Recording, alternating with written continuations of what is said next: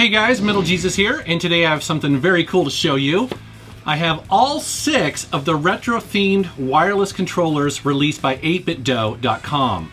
What makes them so cool is that they're very versatile, supporting a bunch of different systems, including the Nintendo Switch. Let's take a look.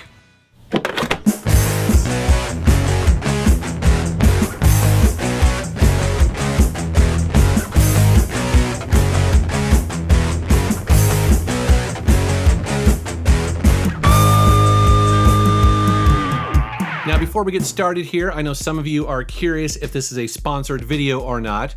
I assure you it is not. Now, 8bitdo did send me all 6 of their retro-themed controllers. And they did that because they want me to review them now that there is Nintendo Switch support. Now, these controllers have been out for a little while, but I was personally not very familiar with them. This is the first time I've actually held them in my hand. And I have to say, I'm legitimately blown away. The build quality is amazing. The finish looks great. They feel excellent in my hand. The buttons are just perfect. So I was pleasantly surprised to open up these boxes. And also there's extra stuff thrown in here as well. One nice little touch is the USB cable matches the paint of the controller. It's little details like that. As I mentioned, all of their controllers now support the Nintendo Switch, and they do that in a very interesting way. If you get one brand new, it's going to support it right out of the box, but you can upgrade the firmware if you previously bought one. The way it works is that on the Nintendo Switch, you go into the controller settings and change grip order, and then you do a button combination depending on which controller you buy, and then it shows up on the Switch as a Switch Pro controller. Now, it doesn't support all the advanced motion controls of the actual Nintendo controller, but for most games, you're not gonna need it. So we're gonna try some Mario Kart 8 Deluxe here.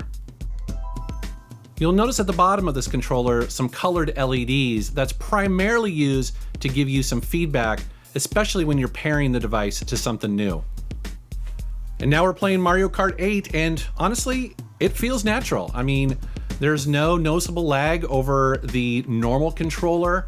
It's responsive. You'll notice that I'm using the thumbstick there. The thumbstick reminds me of the Vita thumbstick maybe a little bit, and that's not a bad thing. It's actually, it feels really good. It feels like I have complete control. I'm not having to adjust my gameplay to use this. It works great. Here's an example of playing maybe a more arcadey style game. This is the Wonder Boy remake of Dragon's Trap.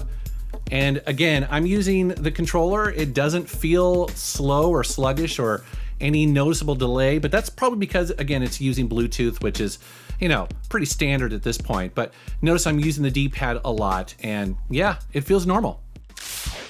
But besides the Switch support, what I think makes these controllers really cool is that they support a ton of stuff. So obviously you can also do wireless controls on your Windows or your Mac.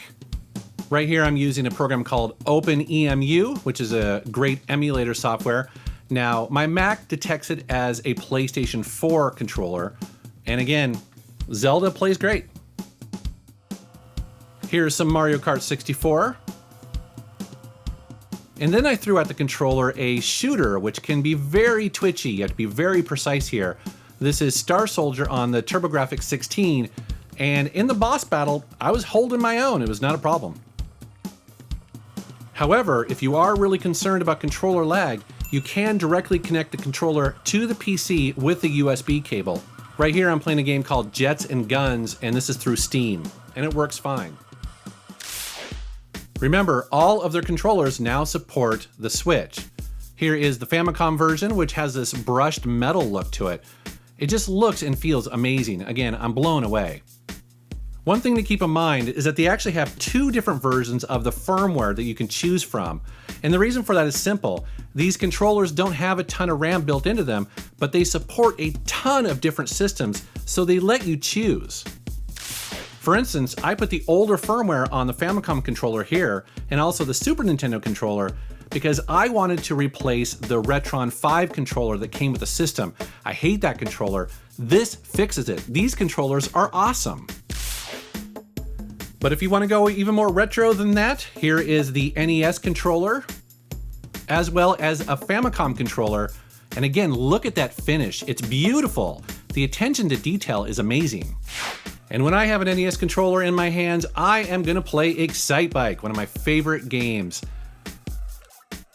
It's funny, I didn't really notice until I started watching this footage that I always have my finger stuck out when I'm holding the controller. Such a dork. Now, as you can imagine, having one controller able to connect to so many different systems does introduce a bit of complexity to this.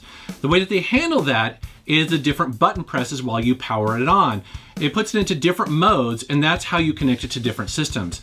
Now, as you can imagine, with all of the systems that I have, I was getting a bit confused when I was trying to review this. Also, I had a bit of trouble getting it to connect to the Retron 5. And that is because there are different versions of the firmware for the controller and also the Retron 5. So just be aware, you're going to want to dig into the manuals and also the help documents that they have on their website. You're probably curious how much they cost. Well, the basic ones like this cost around $30 to $35. And then the ones with the twin sticks are about $40 to $42, depending on where you buy it. And I'll put links in the video description below. So I'm curious, do you plan on picking one of these up, or do you already own one and you're gonna put the new firmware on it and use it on the Switch? I'd love to know down in the comments below. As always, I wanna thank you for watching my channel. Thank you for subscribing, and take care. It's funny, I didn't know if I was gonna actually do a video on these controllers or not when I first got them.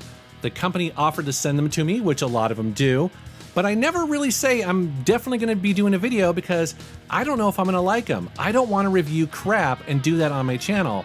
So to my surprise, I started playing around with it and it's like, wow, they support Mac and iOS and Switch and Steam. So I was like, okay, well, I gotta do a video on them because I'm legitimately blown away by them. And that's always a nice surprise.